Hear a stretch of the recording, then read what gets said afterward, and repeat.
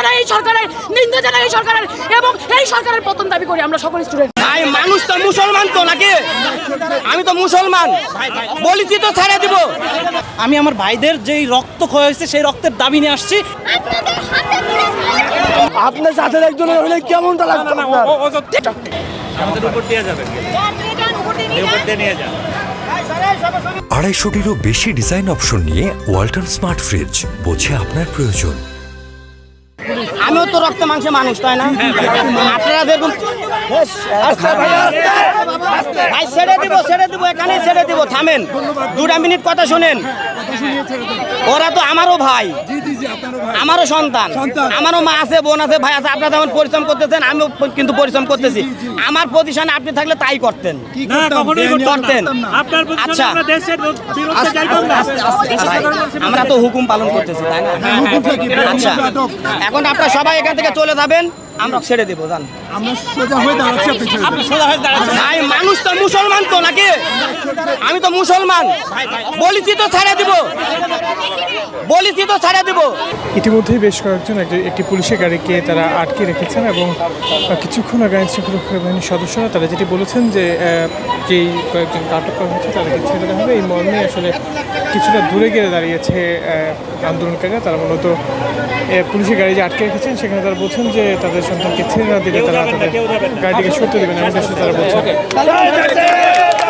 ইতিমধ্যেই আমরা লক্ষ্য করলাম যে 2 জনকে গ্রেফতার করা হয়েছিল, তাদেরকে ইতিমধ্যে ছেড়ে দেওয়া হয়েছে এবং তারা বেরিয়ে যাচ্ছেন। আমি আমার ভাইদের যেই রক্ত ক্ষয় হয়েছে সেই রক্তের দাবি নিয়ে আসছি। আমাকে জোরপূর্বক ধরে নেওয়া হয়েছে এবং আমি অসুস্থ নিয়ে আমি ওনাকে রিকোয়েস্ট করেছি। অনেকবার রিকোয়েস্ট করার পরেও উনি আমি আপনাদের মাধ্যমে বিচার চাইলাম। আমাদের আন্দোলন চলবে চলবে চলবে, দিয়েছি তো রক্ত, আদৌ রক্তের বন্যায় বেসে যাবে অন্যায়, রক্তের বন্যায় বেসে যাবে অন্যায়।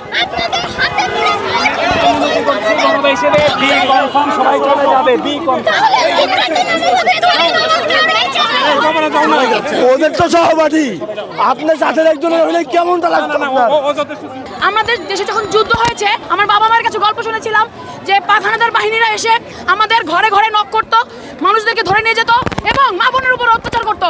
আজকে ঠিক তারই প্রতিভূতি আমরা দেখতে পাচ্ছি এবং তার সাথে বলতে চাচ্ছি, পুলিশ বাহিনী আমাদের সাধারণ ছাত্রছাত্রীদের আমাদের একটা আন্দোলনকে ঘিরে আমাদেরকে যেভাবে হয়রানি করছে, এটা পাখানাদার বাহিনীর থেকেও নির্মম, নির্লজ্জক, ধিক্কারজনক। কারণ এটা আমাদের স্বাধীন বাংলাদেশ, সেই স্বাধীন বাংলাদেশের একটা স্টুডেন্ট আজকে স্বাধীনতার সাথে চলতে পারে না। আমাদের এই ফোনটা, হাতের মোবাইলের মধ্যে যে ফোনটা, সেটা তারা প্রতিনিয়ত চেক করছে। তারা যাদেরকে পাচ্ছে আন্দোলনের কোনো ফুটেজ, তাদেরকে গ্রেফতার করছে, তাদেরকে হয়রানি করছে। আমার ভাই বাসায় ঘুমাতে পারছে না কেন? আমরা কেন সাধারণ ছাত্রীরা, আমাদের উপরে কেন পুরুষদের হাত পড়বে? কেন আমাদেরকে টর্চার করা হবে? কেন আপনারা কি দেখেন নাই? এতগুলো মিডিয়া আপনারা কি দেখেন নাই? আপনারা কি সবাই অন্ধ? আপনারা কি সরকারের পাচাটা কেউ? যদি পাচাটা হয়ে থাকেন তাহলে কি আরো দরকার নেই? আমি সরি টু সে, কারণ বাংলাদেশের সবাই এখন পাচাটা কুকুর হয়েছে এই সরকারের। ধিক্কার জানাই এই সরকারের, নিন্দা জানাই এই সরকারের এবং এই সরকারের পতন দাবি করি আমরা সকল স্টুডেন্ট।